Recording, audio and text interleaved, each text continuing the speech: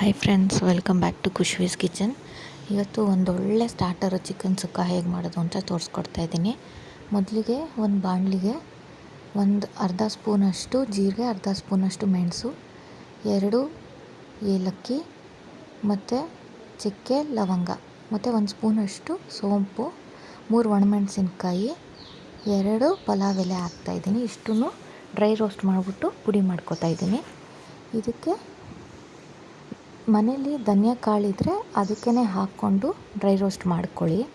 ನನ್ನ ಹತ್ರ ಧನಿಯಾ ಕಾಳಿಲ್ಲ ಅಂತ ನಾನಿಲ್ಲಿ ಧನಿಯಾ ಪುಡಿನ ಆ್ಯಡ್ ಮಾಡ್ತಾಯಿದ್ದೀನಿ. 2 ಸ್ಪೂನ್ಸು ಧನಿಯಾ ಪುಡಿ ಆ್ಯಡ್ ಮಾಡಿ ಪುಡಿ ಮಾಡಿ ಇಟ್ಕೊಂಡಿದ್ದೀನಿ.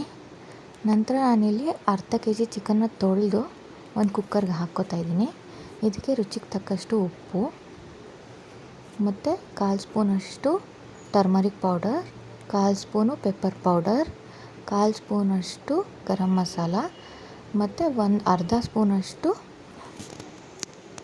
ಮೆಣಸಿನ್ಕಾಯಿ ಪುಡಿ ಮತ್ತು 1/4 ಸ್ಪೂನಷ್ಟು ಧನಿಯಾ ಪುಡಿ ಹಾಕಿ ನೀರು ಹಾಕಿ 1-2 ವಿಸಿಲ್ ಕೂಗಿಸ್ಕೊತಾ ಇದ್ದೀನಿ.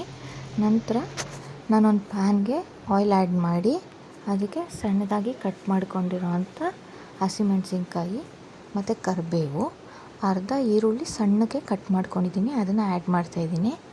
ಮತ್ತು 1 ಸ್ಪೂನಷ್ಟು ಶುಂಠಿ ಬೆಳ್ಳುಳ್ಳಿ ಪೇಸ್ಟ್, ಸ್ವಲ್ಪ ಉಪ್ಪು.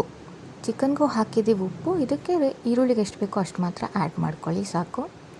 ಮತ್ತು ಇದಕ್ಕೆ ಬೇಯಿಸಿಟ್ಕೊಂಡಿರೋವಂಥ ಚಿಕನ್ ಆ್ಯಡ್ ಮಾಡ್ತಾಯಿದ್ದೀನಿ. ಆ್ಯಡ್ ಮಾಡಿಬಿಟ್ಟು ನಾವು ಪುಡಿ ಮಾಡ್ಕೊಂಡಿರ್ತೀವಲ್ಲ ಅದನ್ನು ಇಲ್ಲಿ 2 ಸ್ಪೂನ್ಸಷ್ಟು ಪುಡಿನ ಆ್ಯಡ್ ಮಾಡ್ತಾಯಿದ್ದೀನಿ ನಾನು. ಅರ್ಧ kgಗೆ 2 ಸ್ಪೂನ್ಸ್ ಸಾಕು. ಹಾಕಿ ಸ್ವಲ್ಪ ನಿಂಬೆ ಹುಳಿ ಮತ್ತು ಕೊತ್ತಂಬರಿ ಸೊಪ್ಪು ಹಾಕಿದ್ರೆ ಚಿಕನ್ ಸುಕ್ಕ ರೆಡಿ. ನೀವೊಂದು ಸತಿ ಟ್ರೈ ಮಾಡಿ, ನಮ್ಮ ಚಾನಲ್ನ ಸಬ್ಸ್ಕ್ರೈಬ್ ಮಾಡ್ಕೊಳ್ಳಿ.